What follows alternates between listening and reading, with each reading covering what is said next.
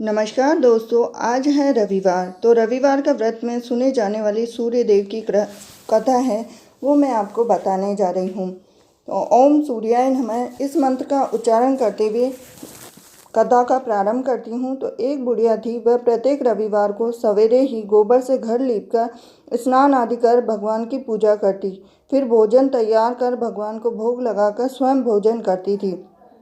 श्री हरि की कृपा से उसका घर सभी प्रकार के सुख एवं धन्य धान्य से पूर्ण था। किसी प्रकार का विघ्न या दुख नहीं था। सब प्रकार से घर में आनंद रहता था। उसके एक पड़ोसन, जिसकी गौ का गोबर वह बुढ़िया रोज लाया करती थी, उस बुढ़िया की संपन्नता से जलने लगे।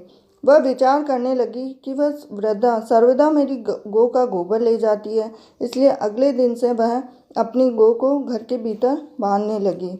तब वह रविवार का दिन था, तो बुढ़िया गाय का गोबर न मिलने के कारण अपना घर न लीप सकी। उस दिन उसने न तो भोजन बनाया, न भगवान को भोग लगाया और न स्वयं भोजन किया। इस प्रकार उसने निराहार व्रत किया।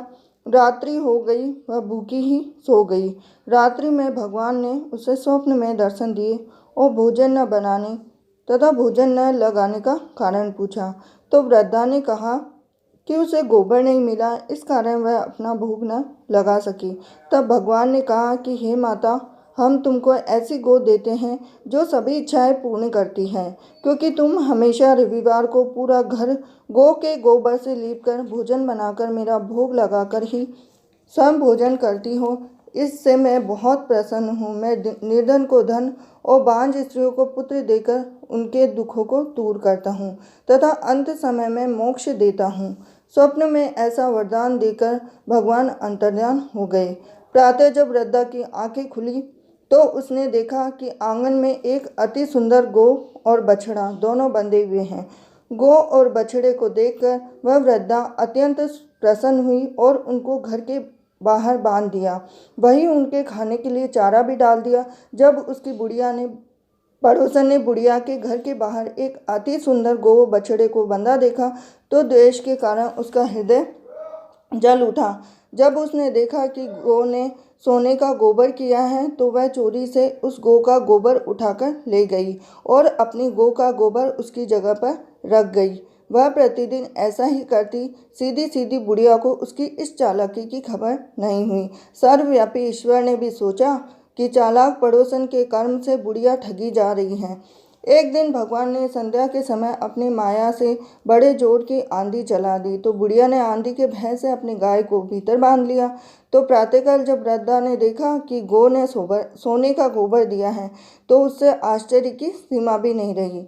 तो अब वह प्रतिदिन गौ को घर के भीतर बांधने लगी। तो पड़ोसन ने देखा कि बुढ़िया गौ को घर के भीतर क्यों बांध रही है, तो उसका सोने का गोबर उठाने का दाव नहीं चलता। तो वह ईर्ष्या और डाह से जल उठी। अब अन्य कोई उपाय न देख पड़ोसन ने उस देश के राजा की सभा में जाकर बोला कि महाराज, मेरे पड़ोसन में एक वृद्धा के पास ऐसी गऊ है जो नित्य सोने का गोबर देती है, तो आप सोना प्राप्त कर उससे प्रजा का पालन करिए। वह वृद्धा इतने सोने का क्या करेगी। तो उसकी बात सुनकर वृद्धा ने अपने दूतों को वृद्धा के घर से गऊ लाने का आदेश दिया। तो वृद्धा प्रातः भगवान का भोग लगा भोजन ग्रहण करने जा रही थी, तो राजा के कर्मचारी गऊ खोलकर ले गए। तो वृद्धा बहुत रोने लग गई। रोते रोते वह चिल्लाई कि राजा के कर्मचारियों के सामने कोई क्या कहता, कोई कुछ बोल सकता है।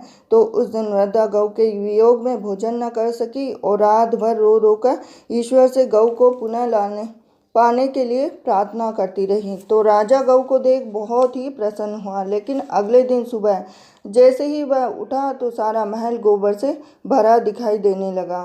राजा यह देखकर बहुत ही आश्चर्य करने लग गए। तो भगवान ने रात्रि में राजा को स्वप्न में कहा कि हे राजा, तुम गाय को वृद्धा को लौटाने में ही तुम्हारा भलाई है।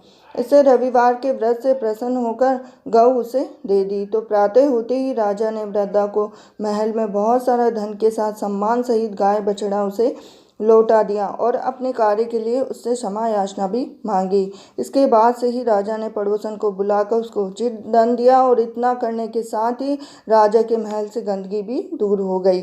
उसी दिन से राजा ने नगरवासियों को राज्य की समृद्धि और अपनी समस्त मनोकामनाओं के लिए रविवार का व्रत करने का आदेश दिया। व्रत करने से नगर के लोग सुखी जीवन और इस व्रत को करने से नगर के लोग सभी सुखी जीवन व्यतीत भी करने लगे। अब इस बीमारी और प्रकृति का प्रकोप उस नगर पर नहीं होता जिस पर सभी प्रकार से सुख समृद्धि रहती है। तो अब हमें रविवार का व्रत है जो सभी मनोकामनाओं की पूर्ति करने वाला है, मान सम्मान में वृद्धि, शत्रु क्षय करने वाला है। प्रातःकाल स्नान आदि से निवृत्त हो स्वच्छ वस्त्र धारण करके पवित्र स्थान को लीप कर सूर्य देव की पूजा करें और शांति चित्त होकर परमात्मा का स्मरण करें। भोजन एक समय ही करे, तेल व नमक युक्त भोजन न करे। भोजन तथा फलाहार सूर्य अस्त होने से पहले ही कर लेना चाहिए। यदि भोजन करने से सूर्य छिप जाए तो दूसरे दिन सूर्य के उदय हो जाने पर अर्घ्य देने के बाद ही भोजन करें। व्रत के अंत में कथा भी सुननी चाहिए और कथा सुनने से ही अगर कथा अधूरी हो तो पूरी कर जो, पूरी हो तो मान रख जो। ओम श्री सूर्याय नमः।